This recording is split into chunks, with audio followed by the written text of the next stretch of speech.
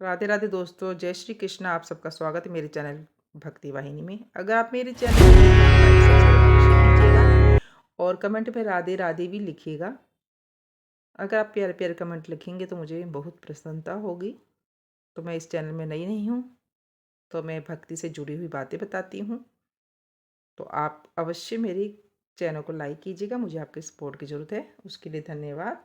तो आज हम मार्गशीर्ष मास में रखने वाली महालक्ष्मी व्रत की कथा सुनेंगे और उसकी विधि जानेंगे। वैसे तो ये व्रत शुरू हो चुका है, कल यानी 20 तारीख को ये तीसरा व्रत है। ये व्रत धन धान्य मान सम्मान कीर्ति प्राप्ति के लिए रखा जाता है। इसकी विधि ये है, अपने घर पूजा की जगह को गोबर का लेपन करें। अगर घर में फर्श लगा हो तो उसे गीले कपड़े से पोंछें। पूजा की जगह पर स्वास्तिक चिन्ह की रंगावली करके उस पर चौरंग या लकड़ी का पाट रखें। पाट के चारों तरफ से ही रंगावली करें। पाट के मध्य कुछ चावल या गेहूं चक्राकार रखें, उन पर हल्दी कुंकुम डालें। स्वच्छ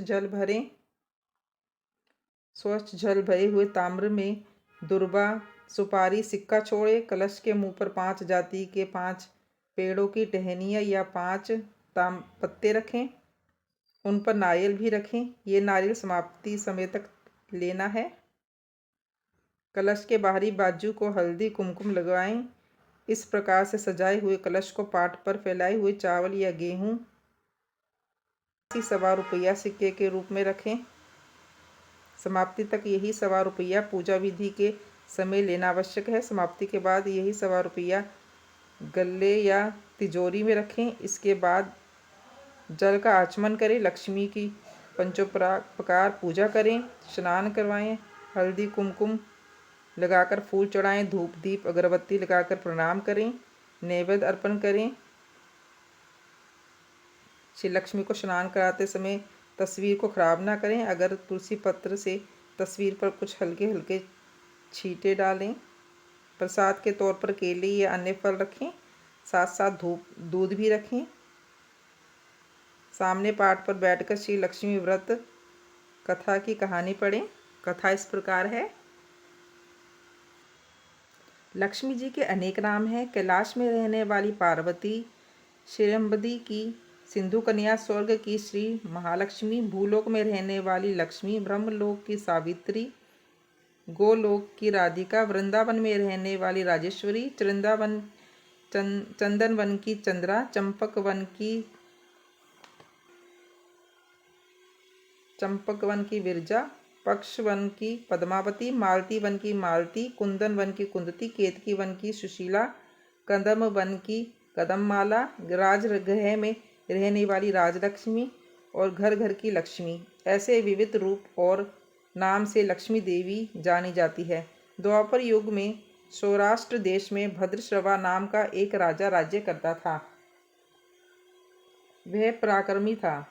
4 वेद, 6 शास्त्र, 18 पुराण, इनका ज्ञान इन्हें प्राप्त था। उसकी रानी का नाम था सूरज चंद्रिका। वह लावण्यमयी, सुलक्षणी और पतिव्रता थी।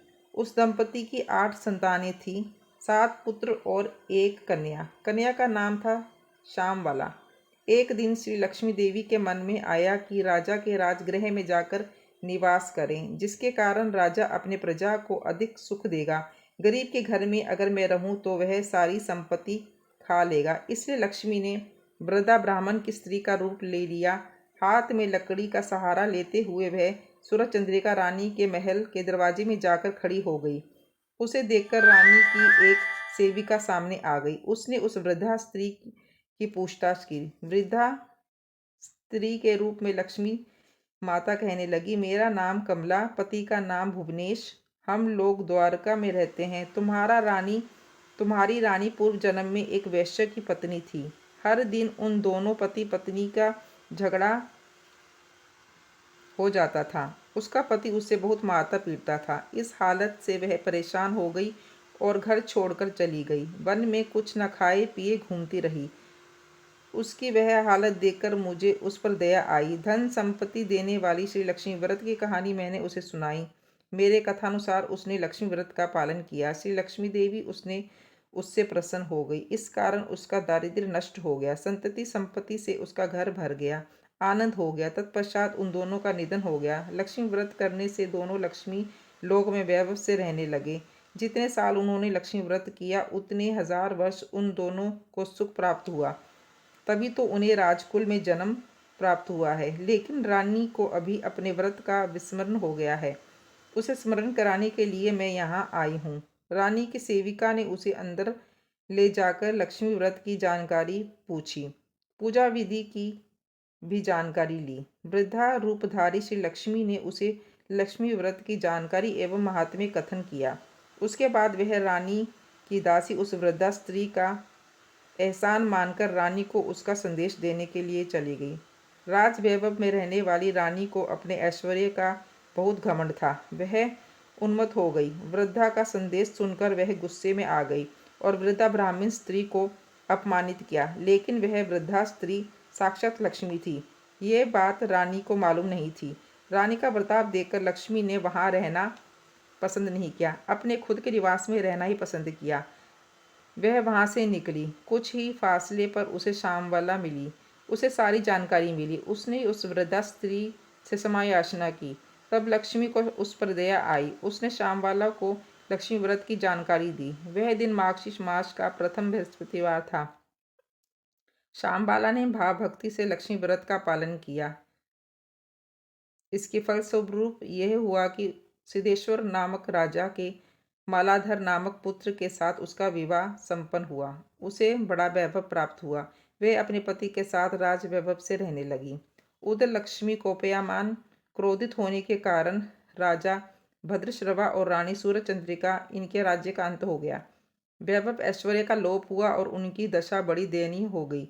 एक दिन सूर्यचंद्रिका अपने पति से बोली, अपनी बेटी का पति राजा है, वह अमीर है, उनके पास जाओ, अपनी हालत का बयान करो, उसको दया आएगी और वह कुछ धन संपत्ति जरूर देगी। भद्रश्रवा श्यामबाला के पति के राज्य में गया। एक तालाब के किनारे विश्राम लेने के लिए बैठ गया। इतने में श्यामबाला की कुछ दासियां जल कुंभ लेकर जल भरने के लिए वहां आई। राजा भद्रश्रवा को उन्होंने देखा। उन दासियों ने उनके नाम गांव के बारे में पूछताछ की। उन्होंने सब कुछ उन्हें बतलाया। वह अपनी रानी श्यामबाला का ही पिता है। ये बात समझने पर सभी दासियां दौड़ी दौड़ी श्यामबाला के पास आईं। सारी जानकारी उसे बताई। श्यामबाला अपने पिताजी को बड़े ठाट बाट के साथ अपने साथ ले आई। उनकी आप भगत की। पिताजी को मिष्ठान भोजन खिलाया, उनका आदर सत्कार किया। वह जब वापस आने को निकला तब उसने उसे घड़ा भरकर धन भेंट में दिया। भद्रश्रवा अपने घर पहुंचा। सूरज चंद्रिका को आनंद हुआ। उसने भेंट घड़ा खोला तो अंदर क्या था? घड़े में धन नहीं, कोयला था। लक्ष्मी की अवकृपा से ही ये चमत्कार हो गया था। कुछ दिन बीत गए। अब सूरज चंद्रिका अपने लड़की के घर गई। वह दिन था मार्गशीर्ष मास का अंतिम बृहस्पतिवार। श्यामबाला ने लक्ष्मी व्रत किया था। अपनी माता जी से भी वह व्रत करवाया। सूरज चंद्रिका अपने घर वापस आ गई। उसने लक्ष्मी व्रत किया था, इसलिए उसे गतकाल का वैभव फिर से प्राप्त हुआ। राज ऐश्वर्य फिर प्राप्त हुआ। कुछ दिन बाद श्यामबाला मायके में आ गई, लेकिन अपने खुद के पिताजी को कोयले दिए, अपने को कुछ भी नहीं दिया। ये गुस्सा सूरज चंद्रिका के मन में था, इसलिए श्यामबाला की वहाँ किसी ने पूछताछ भी नहीं की। उसका वहाँ अनादर किया गया। लेकिन श्यामबाला अपनी माताजी पर क्रोधित नहीं हुई। वह वहाँ से निकली। निकलते समय उसने वहाँ से कुछ नमक लिया था। निवास पहुँचने पर श्यामबाला से पति देव ने पूछा, मायके से क्या लाई? तब वह बोली, राज्य का तथ्यांश सार लेकर आई हूँ। पति देव बोले, इसका मतलब? उसने जवाब दिया, कुछ दिन ठहरो, सारी बात समझ में आ जाएगी। उस दिन उसने भोजन की सभी चीज़ें नमक बिना तैयार करने के लिए हुक्म दिया। पति देव को भोजन परोसा। उसे भोजन के खाद्य पदार्थ नमक बिना रुचिहीन लगे। बाद में उसने भोजन थाली में कुछ नमक रख छोड़ा। खाद्य पदार्थ में वो मिलाए तो भोजन रुचिमय लगने लगे। राज्य का सार। श्यामबाला के पति को ये बात पूर्ण रूप से समझ में आ गई।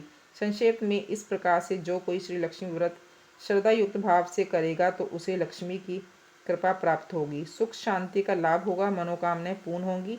लेकिन अमीरी प्राप्त हो जाने के बाद लक्ष्मी व्रत करने को कभी ना भूलें। हर बृहस्पतिवार को पोथी का पठन श्रवण अवश्य में करें।